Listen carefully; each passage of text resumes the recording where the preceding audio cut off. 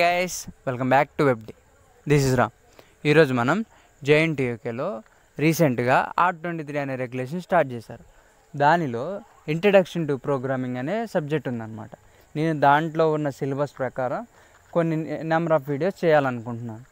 అలాగే దాంతోపాటుగా అసలు ఈ క్వశ్చన్స్ ప్యాటర్న్ ఎలా ఉంటుంది, లైక్ క్వశ్చన్ పేపర్ ప్యాటర్న్ ఎలా ఉంటుంది, దాన్ని మనం ఎలా రాస్తే ప్రజెంట్ చేస్తే అంటే మన ప్రజెంటేషన్ ఎలా ఉంటే ఎక్కువ మార్క్స్ పడతాయి.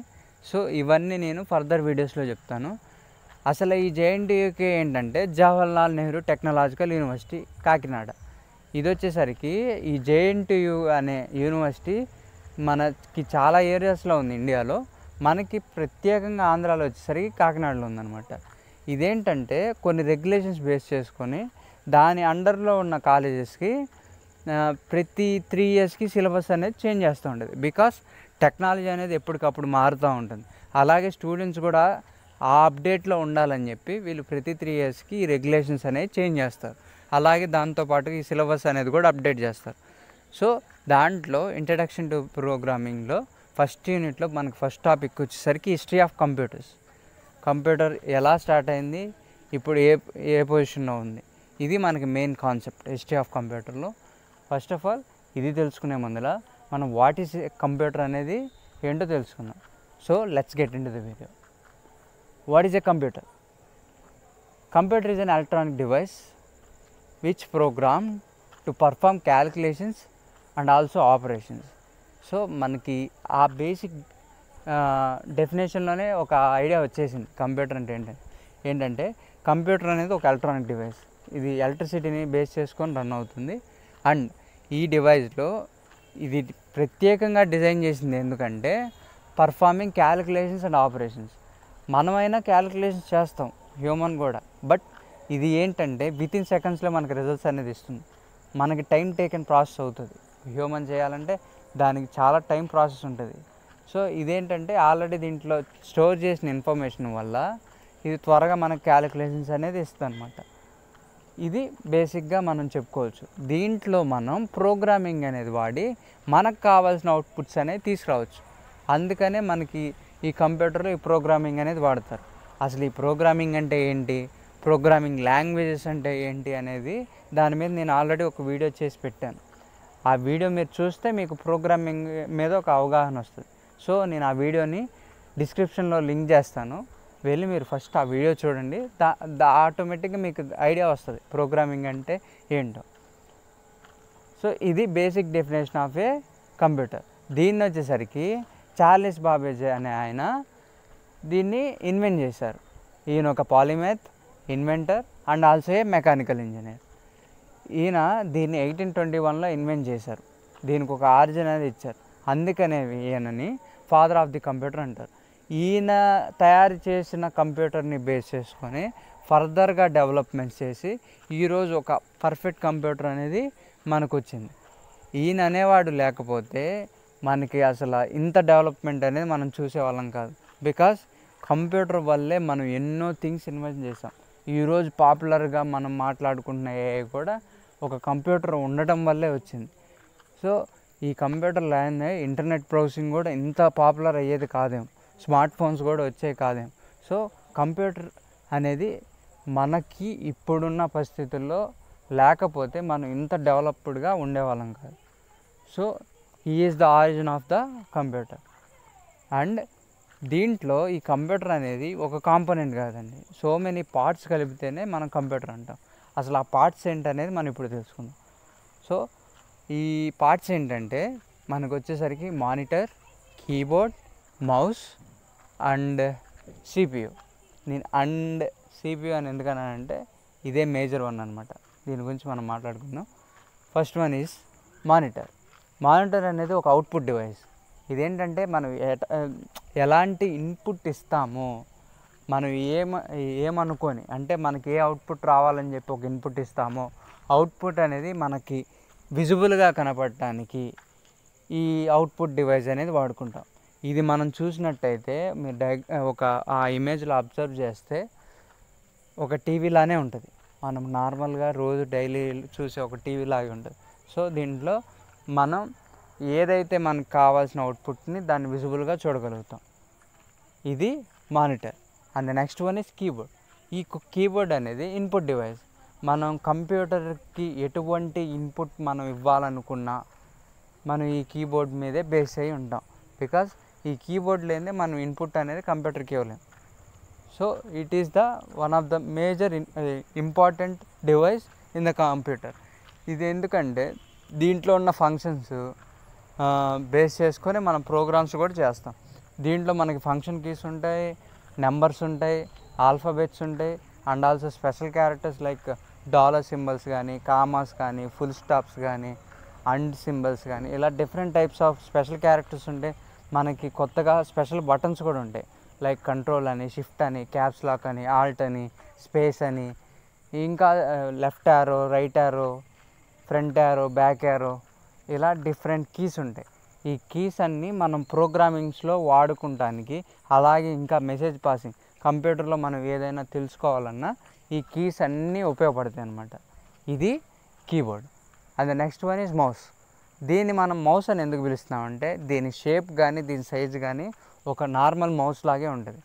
అందుకనే దీన్ని మనం మౌస్ అని పిలుస్తాం. దీంట్లో వచ్చేసరికి మనకి 2 బటన్స్ ఉంటాయి, left button, right button. Left button ఎందుకు యూస్ అయ్యిద్దంటే మనం ఏదైనా మనకు కావాల్సిన అనుకుంటున్న దాన్ని సెలెక్ట్ చేసుకుంటానికి ఈ లెఫ్ట్ బటన్ అనేది యూస్ చేస్తాం. దానిలో ఇంకా ఫర్దర్ ఆపరేషన్స్ కావాలంటే రైట్ బటన్ అనేది యూస్ చేస్తాం. మధ్యలో దీంట్లో ఒక చిన్న వీల్ ఉంటుంది, దాన్ని మనం కర్సర్ అంటాం. ఇదేంటంటే మన కంప్యూటర్లో స్క్రోల్ చేసుకుంటానికి, ఒక లాంగ్ పేజ్ అనేది వచ్చినప్పుడు దాన్ని స్క్రోల్ చేసుకుంటానికి మనం ఈ కర్సర్ అనేది యూస్ చేస్తామన్నమాట. ఇది mouse. And the last one and one of the important one in the computer is CPU. ఇది వచ్చేసరికి సెంట్రల్ ప్రాసెసింగ్ యూనిట్. ఇది లేనిదే కంప్యూటర్ లేదండి. ఇది ఎలాగంటే హ్యూమన్కి ఎలాగైతే బ్రెయిన్ అనేది ఇంపార్టెంట్ వన్, అలాగే CPU అనేది కంప్యూటర్కి బ్రెయిన్ అనమాట. ఇది లేకోకుండా కంప్యూటర్లో మనం ఏ ఇన్పుట్ డివైస్ పెట్టుకున్నా, అవుట్పుట్ డివైస్ పెట్టుకున్నా మనకు వర్క్ అనేది అవ్వదు. బికాస్ మనం ఇప్పుడు హ్యూమన్లో చూసుకోండి, ఇప్పుడు నేనే ఉన్నాను ఈ వీడియోలో, నేను ఈ ఎక్స్ప్లెనేషన్ అంతా ఇవ్వగలుగుతున్నానంటే నా బ్రెయిన్లో ఆ ప్రాసెసింగ్ అనేది జరిగి నా నోటికి ఆ కమాండ్ ఇచ్చి ఇప్పుడు ఈ వీడియోలో ఇలా చెప్పనిస్తుంది. సో అలాగే ప్రతి అవుట్పుట్ రావాలంటే మనం ఇచ్చే ఇన్పుట్ని బట్టి ఆ అవుట్పుట్ రావాలంటే CPU లేనిది అది జరగదు. దీంట్లో ALU అని చెప్పి ఒక ప్రాసెసర్ ఉంటుంది, అర్థమెటికల్ లాజికల్ యూనిట్. ఇదేం చేస్తుందంటే ఇన్పుట్ అనేది తీసుకొని అది ప్రాసెసింగ్ చేసుకొని మనకి ఏదైతే అవుట్పుట్ కావాలో అది జనరేట్ చేసి అవుట్పుట్ డివైస్కి సెండ్ చేస్తుంది. సో CPU లేకోకుండా కంప్యూటర్ లేదు. CPU is the main component. ఈ కాంపోనెంట్ లేకుండా మనం కంప్యూటర్లో ఎన్ని డివైసెస్ పెట్టుకున్నా మనకు పెద్ద ఉపయోగం ఉండదన్నమాట. ఇది గైస్, ఇది అసలు కంప్యూటర్లో ఉండే పార్ట్స్. ఒక బేసిక్గా మనకు అర్థమై ఉండొచ్చు కంప్యూటర్ అంటే ఏంటనేది, ఒక నాలెడ్జ్ వచ్చింది. ఒకవేళ మీకు ఇంకా కొన్ని ఏమన్నా అర్థం కాకపోతే కింద కామెంట్ చేయండి, నేను దాని మీద పాయింట్అవుట్ చేసి ఒక షార్ట్ లాగో ఏదో మీకు ఎక్స్ప్లెయిన్ చేస్తాను. And next one is the history of the computer. ఇప్పుడు కంప్యూటర్ గురించి తెలుసుకున్నాం, దీని హిస్టరీ ఎలా స్టార్ట్ అయింది, ఎప్పుడు స్టార్ట్ అయింది, ఇప్పుడు ఎలా ఉంది అనేది మెయిన్ థింగ్. సో ఈ కంప్యూటర్ అనేది మనకి 5 కేటగిరీస్లో డిరైవ్ చేసుకోవచ్చు మనం. లైక్ మనకి ఎలా అయితే నెట్వర్కింగ్లో 1G 2G 3G 4G 5G ఉన్నాయో, ఇలాగే దీంట్లో కూడా 5 జనరేషన్స్ ఉన్నాయి. ఫస్ట్ జనరేషన్ వచ్చేసరికి 1940 to 1950 ఆ టైం పీరియడ్లో వాడేవాళ్ళు. ఇది వ్యాక్యూమ్ ట్యూబ్స్ని బేస్ చేసుకొని ఒక లార్జ్ నెంబర్ ఆఫ్ స్పేస్ అనేది ఈ కంప్యూటర్స్ తీసుకుంది. లైక్ ఒక రూమ్ అంత స్పేస్లో మనకి కంప్యూటర్ అనేది సిచ్యువేట్ చేశారు, అంత పెద్దగా ఉండేదన్నమాట. మనకి వ్యాక్యూమ్ ట్యూబ్స్ ఎలాగ ఉంటాయంటే బల్బ్స్ ఐడియా ఉంటుంది కదా, ఆ బల్బ్స్ టైప్లో ఉంటుంది. సో మనకి డిజిటల్గా అవుట్పుట్ ఇవ్వడానికి బల్బ్స్ అనేవి ఆన్ అండ్ ఆఫ్ అవుతూ ఆ ఎలక్ట్రికల్ సిగ్నల్స్ అనేవి జనరేట్ చేస్తూ మనకు అవుట్పుట్ అనేది ఇచ్చేది. బట్ దీని ప్రాసెసింగ్ అనేది చాలా లేటుగా ఉండి ఈ చేయటం వల్ల, ఆ ప్రాసెసింగ్ ఎక్కువ టైం పట్టడం వల్ల హీట్ అనేది కూడా ఎక్కువ జనరేట్ అయ్యేది. మనం ట్యూబ్స్ అనేవి పద్దాకలా మారుస్తూ ఉండాల్సి వచ్చేది.